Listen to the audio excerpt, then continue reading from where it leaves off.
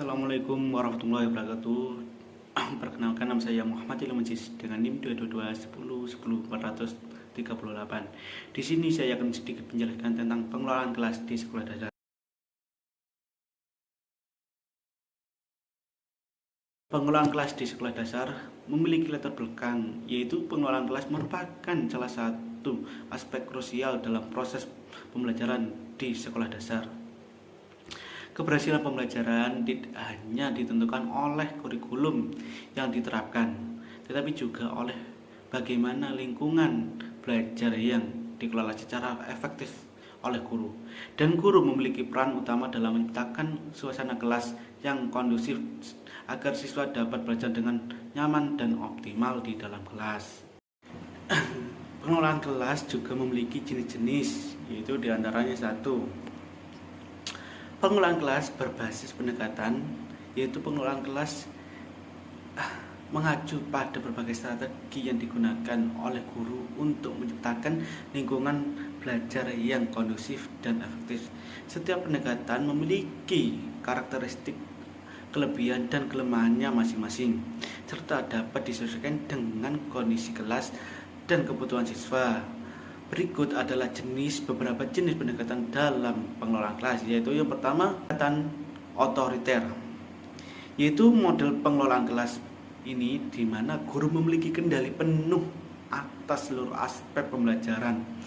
Dalam pendekatan ini, guru menetapkan aturan yang ketat dan memberikan instruksi langsung serta menegakkan disiplin dengan tegas. Siswa diharapkan untuk mematuhi peraturan tanpa banyak diskusi atau negosiasi.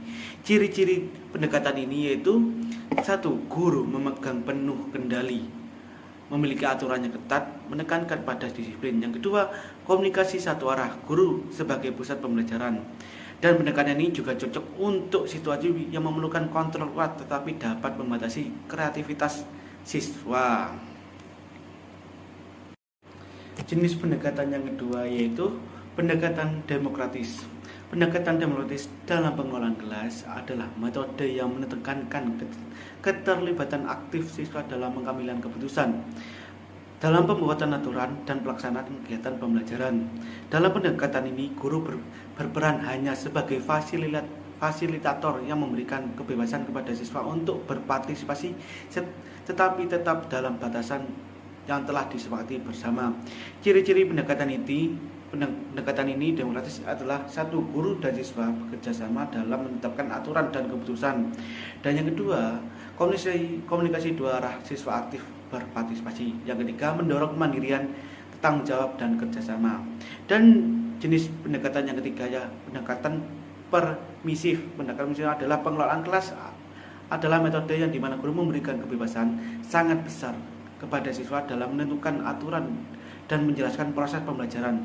Guru cenderung mengambil peran pasif dan tidak terlalu banyak mengontrol perilaku siswa. Dalam pendekatan ini, siswa memiliki kendali penuh terhadap tindakan mereka sebagai sedikit campur tangan dari guru. Ciri-ciri pendekatan permisif yaitu guru memberikan kebebasan penuh kepada siswa, sedikit aturan, dan guru komunikasi bebas, siswa menentukan arah pembelajaran bagaimana yang telah disepakati bersama. Jenis pendekatan yang ketiga yaitu pendekatan modifikasi tingkah laku. Pendekatan modifikasi tingkah laku dalam pengelolaan kelas adalah strategi yang bertujuan untuk membentuk dan meningkatkan perilaku positif siswa serta mengurangi perilaku yang tidak diinginkan dalam proses pembelajaran. Ciri-ciri pendekatan ini yaitu satu, guru menggunakan teknik penguatan pasif dan negatif untuk membentuk perilaku siswa. Yang kedua, menekankan pada penghargaan dan memberikan konsekuensi. Yang ketiga, efektif untuk mengatasi masalah perilaku yang tertentu. Dan pendekatan yang kelima adalah pendekatan sosio-emosional. Pendekatan ini menekankan pentingnya hubungan sosial dan kesejahteraan emosional siswa dalam menciptakan lingkungan belajar yang kondusif. Pendekatan ini berdasarkan pada teori bahwa suasana emosional yang positif dapat meningkatkan motivasi belajar, keterlibatan siswa dalam proses pembelajaran, serta hubungan yang harmonis antara guru dan siswa.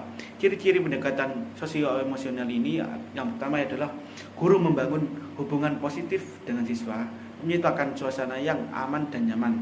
Yang dua, menekankan dan pada pemahaman emosi dan kebutuhan siswa. Selanjutnya yaitu jenis-jenis pengelolaan kelas, yaitu adalah strategi. Di sini ada strategi yang berbasis pendekatan yang berfokus pada penerapan berbagai metode dan teknik untuk menciptakan lingkungan belajar yang efektif, kondusif, dan produktif. 1. Strategi pengelolaan kelas preventif. Pengelolaan kelas preventif adalah pendekatan yang bertujuan untuk mencegah munculnya gangguan atau masalah dalam kelas sebelum terjadi. Strategi ini menekankan tindakan proaktif dari guru dalam menciptakan lingkungan belajar yang positif dan terstruktur dan mendukung perkembangan akademik serta sosial emosional siswa.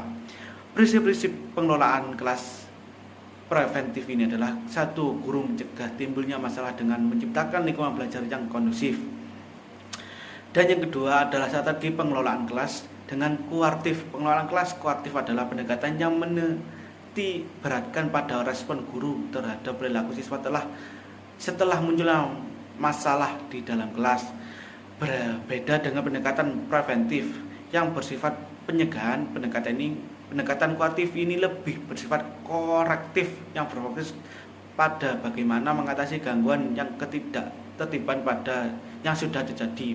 Dan prinsip-prinsip pengelolaan kelas strategi korektif ini: 1. Guru mengatasi masalah yang terjadi dengan tindakan yang tepat. Yang kedua, menekankan pada identifikasi masalah, analisis penyebab dan solusi yang efektif dalam proses pembelajaran.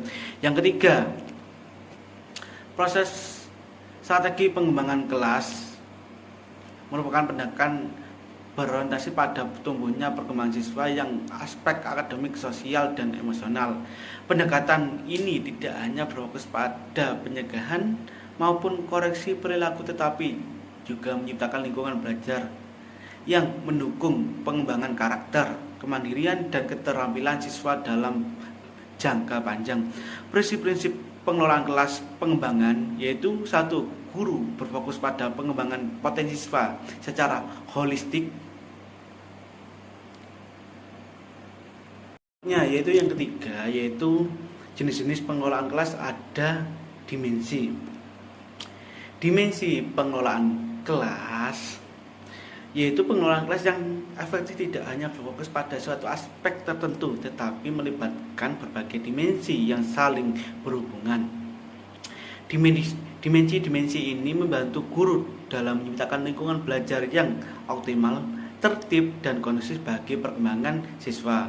Berikut adalah beberapa dimensi utama dalam pengelolaan kelas. Yang pertama yaitu dimensi pengelolaan fisik. Dimensi fisik ini berkaitan dengan penataan lingkungan kelas agar mendukung proses belajar mengajar. Aspek ini mencakup pengaturan ruang kelas, fasilitas kebersihan dan pencahayaan, serta ventilasi serta tata letak kursi dan meja, dan memiliki manfaat yaitu pengelolaan kelas. Dimensi pengelolaan fisik yaitu penataan ruang kelas, pengaturan tempat duduk, dan penggunaan media pembelajaran. Yang kedua, menciptakan lingkungan kelas yang aman, nyaman, dan mendukung dalam proses pembelajaran. Yang kedua, dimensi pengelolaan waktu. Pengelolaan waktu dalam kelas merupakan aspek penting dalam menciptakan proses pembelajaran yang efektif, efisien, dan terstruktur. Guru mampu mengalokasikan waktu dengan baik agar semua kegiatan belajar dapat berjalan optimal tanpa ada waktu yang terbuang sia-sia. Prinsip pengelolaan waktu ini yang pertama, pengaturan jadwal pembelajaran, alokasi waktu setiap kegiatan, dan penggunaan waktu secara efisien, dan memastikan semua materi pembelajaran tersampaikan dengan baik. Dan yang ketiga, dimensi pengelolaan perilaku. Pengelolaan perilaku dalam kelas merupakan upaya guru untuk menciptakan lingkungan belajar yang tertib, disiplin, dan kondusif. Guru harus mampu mengontrol, mengarahkan, serta membimbing perilaku siswa agar sesuai dengan norma atau aturan yang berlaku di kelas. Yang satu, menetapkan aturan kelas, memberikan penguatan positif dan menangani masalah berlaku pada siswa. Yang kedua, menciptakan disiplin yang positif dan konstruktif pada siswa. Dan yang keempat, dimensi pengelolaan interaksi. Pengelolaan interaksi dalam kelas adalah proses menciptakan komunikasi agar yang aktif antar guru dan siswa serta antara siswa dengan siswa untuk mendukung pembelajaran yang aktif, kolaboratif, dan menyenangkan. Interaksi yang baik dalam kelas dapat meningkatkan motivasi belajar, memperkuat hubungan sosial, serta menciptakan suasana kelas yang dinamis dan produktif. Prinsip pengelolaan kelas interaktif ini yaitu yang pertama, membangun komunikasi efektif antara guru dan siswa serta siswa dan siswa. Yang kedua, menciptakan suasana yang saling menghormati dan saling mendukung antar siswa dan guru dan siswa dan siswa. Yang selanjutnya yaitu faktor-faktor yang mempengaruhi pengelolaan kelas. Yang pertama yaitu adalah faktor guru. Faktor guru ini yaitu guru harus memiliki keterampilan manajerial dalam pengaturan kelas dan waktu dalam proses pembelajaran. Yang kedua, gaya mengajar guru yang otoriter, demokratis, dan permisif dapat mengaruhi faktor pengelolaan kondisian kelas. Yang ketiga, kemampuan komunikasi yang efektif. Yang keempat, guru konsisten dalam menerapkan aturan dan disiplin dalam proses pembelajaran. Yang kelima yaitu kemampuan guru dalam mengelola konflik dalam kelas. Dan yang kedua adalah faktor siswa, di mana jumlah siswa dalam kelas mempengaruhi kontrol guru. Yang kedua, perbedaan karakter, gaya belajar, dan tingkat akademik siswa. Dan yang ketiga, kedisiplinan siswa dan motivasi belajar siswa sangat berpengaruh dalam suatu proses pembelajaran. Yang keempat, kondisi emosional dan sosial siswa. Dan yang keempat, faktor lingkungan kelas. Faktor ini yaitu di mana tata ruang kelas yang mendukung interaksi dan konsentrasi dalam proses belajar mengajar. Yang kedua, ventilasi, pencahayaan, kebersihan, dan suhu ruangan dapat mempengaruhi dalam proses pembelajaran. Yang ketiga, ketersediaan sumber belajar seperti buku, alat peraga, dan teknologi. Yang keempat, iklim sosial dan hubungan siswa antara guru dan siswa. Dan yang keempat adalah faktor kurikulum dan strategi pembelajaran, di mana faktor kurikulum yang sesuai dengan kebutuhan siswa dapat mendukung proses pembelajaran siswa yang diinginkan dan optimal. Yang kedua, variasi metode pembelajaran untuk meningkatkan keterlibatan siswa dalam proses pembelajaran. Yang ketiga, penggunaan teknologi dalam pembelajaran sangat mendukung dalam proses pembelajaran. Yang keempat, evaluasi dan refleksi untuk memberikan metode mengajar dalam proses belajar mengajar. Yang kelima adalah faktor dukungan eksternal, di mana peran dan keterlibatan orang tua dalam pendidikan anak sangat penting. Yang kedua, kebijakan sekolah yang mendukung pengelolaan kelas. Yang ketiga, budaya sekolah yang menciptakan lingkungan belajar yang positif.